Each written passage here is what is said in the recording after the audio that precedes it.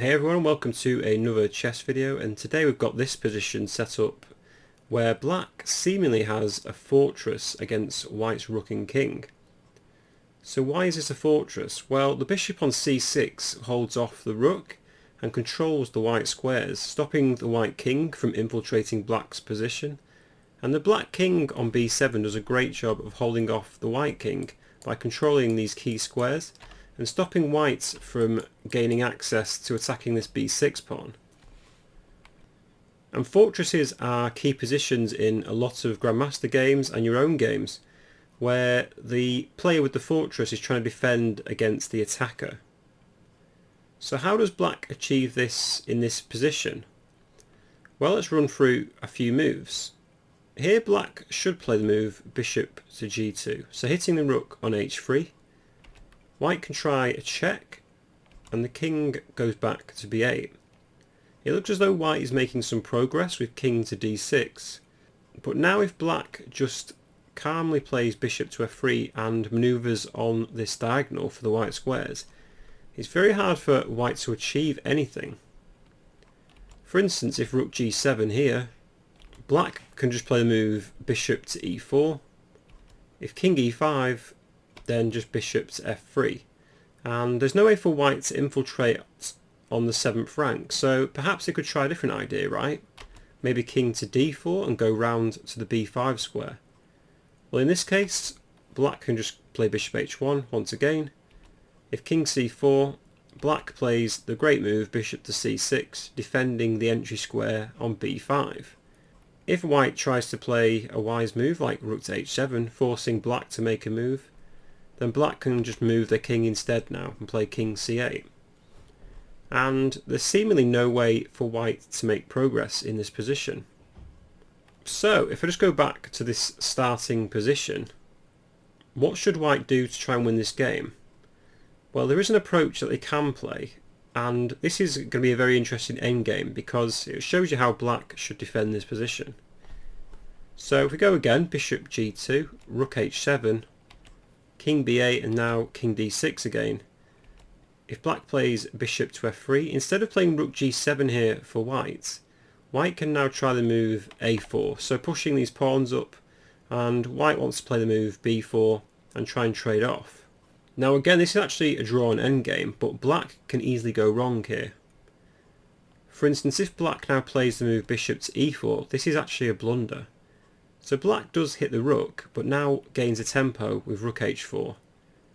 And now black has to move their bishop. So if bishop to f3, there's two moves that actually white can play in this position. One draws and one wins. So if white now played the move b4, this actually is a draw. Because after a takes b4, rook takes b4, and king a7 to protect the pawn. If white plays king c7, black can play king a6, and after takes with check there's king a5, and after rook b3 black has the nice move bishop to d1, and will take the a4 pawn on the next move, and they're in the drawn endgame. So this is a draw. So back to this position, white shouldn't play b4, instead they should play the move first, rook to f4, hitting the bishop. Once the bishop is forced to move backwards, now white should play the move b4. Because after a takes b4, rook takes b4, again black can play king a7. But there's a little nuance in this position. After king c7, black plays king a6, and after check, king a5, white now has the move rook to b2, hitting the bishop on g2. If bishop to f3, white can defend their pawn with rook to a2. If black tries to win the pawn with bishop to d1, white can play king c6, and after takes and king c5, black is forced to make a move in this position, and the only move is king a6, and white can take the bishop with check, and this is an easy win for white now. So that was a very nuanced endgame. There's a little difference here, so that was quite interesting because after rook takes b4 in this position, this is a draw. But in this position, this is a win for white, and it's all to do with the bishop on f3 and the bishop on g2. So When it's on g2 it's a win for white, and when it's on f3 it's a draw.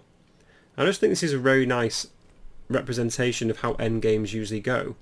It's always one move or one square that can make the whole difference, so it's very important to know your endgames very well. But if I just go back to the position, bishop to f3 and a4, the mistake black made here was playing bishop to e4, but actually black can still draw the game with just bishop to g2. Because now after rook h4, king b7, black actually gains a tempo by moving one step closer to the a4 pawn. And if white plays b4, there's a takes b4, rook takes b4 and king a6. And after king c7 there's king a5 and rook takes b6, king takes a4, and this again is a drawn endgame. So from this position it is a draw for black, but after a series of moves it can get interesting. After a4 it can get interesting if black plays bishop to e4, which is a mistake. However, bishop g2, as I've just said, holds on to the draw, and black has a very nice fortress. But anyway, I thought this was a very nice position to look at. I hope you enjoyed the quick analysis of this. Please drop me a like, comment or subscribe to the channel if you want to watch more, and even hit the notification button for more updates on chess videos that I'll make very soon. Anyway, I'll hope to see you in the next one, and thanks for watching.